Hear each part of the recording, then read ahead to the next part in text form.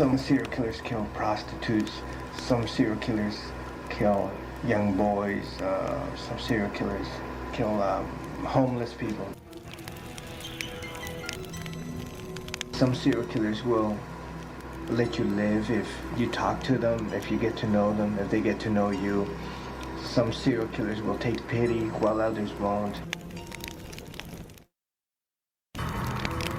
Is there such a thing as a bad seed when a baby is born? Is he already a serial killer, already made, or is he created by his own deeds and feelings throughout his life?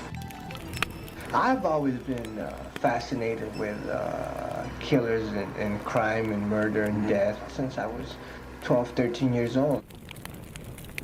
Normal, ordinary people do not think like a serial killer. They have no conception of what is going through a killer's mind.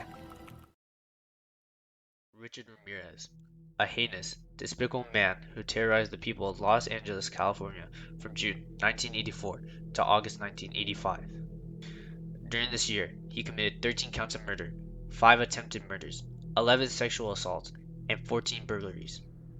He would prowl the streets at night, break into couples' home, bound the couple, commit acts of sexual assault, kill them, and then leave.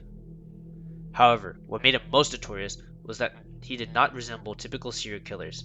He did not have the intricacies or the idiosyncrasies that differentiated him from normal killers.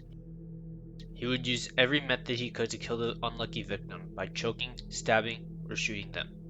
He would also use anything that was in the vicinity of the house to kill his target.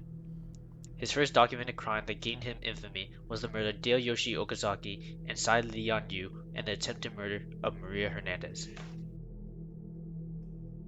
On the night of April 10, 1984, Maria Hernandez pulled into the garage just before midnight at her apartment in Rosemead, Los Angeles. She shared her apartment with Dale Okazaki. As Maria left the garage, she saw a man dressed in black pointing a gun at her.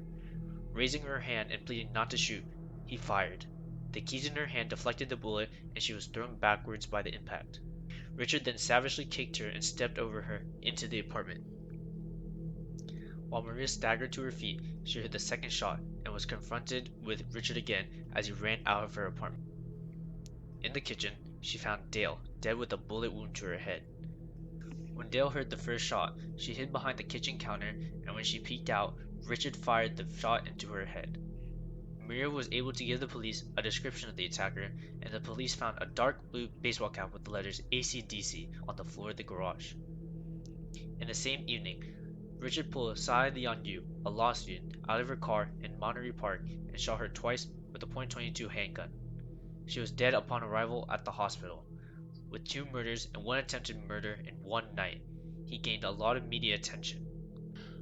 The media called the murderer with rotten teeth and bulging eyes the Valley Killer, the Walking Killer, and most notably later, the Night Stalker.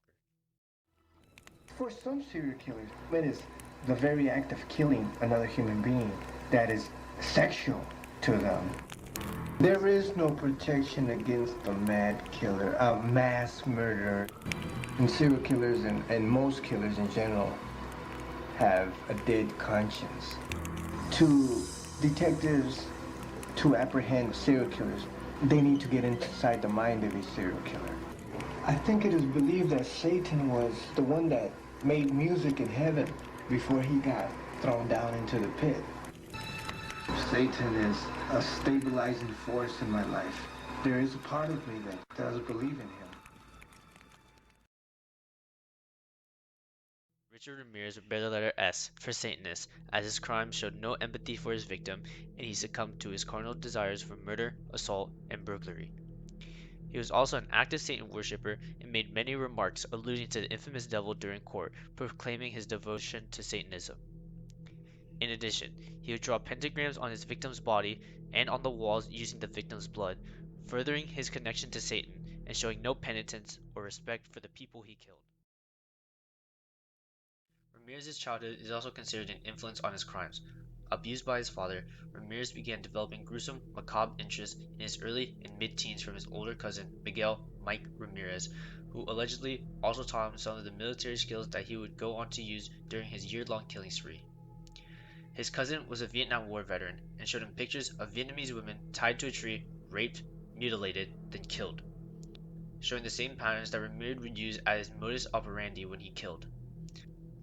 Another event that solidifies his killer mindset is when the 11-year-old Richard Ramirez witnessed his cousin Miguel kill and shoot his wife after an argument. This event also carried on later as the killer would often target families during his 1985 spree. First, he would murder the man of the household and then sexually assault the female.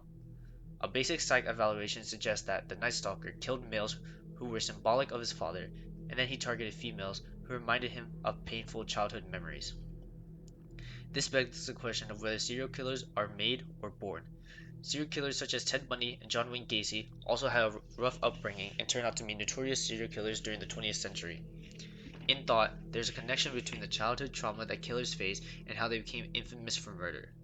Had Richard Ramirez had a normal upbringing without the early exposure to violence and rape, would he still have become the infamous Night Stalker that terrorized California? We can only assume that there is a connection between the two, and that serial killers are not born but created in our contemporary society.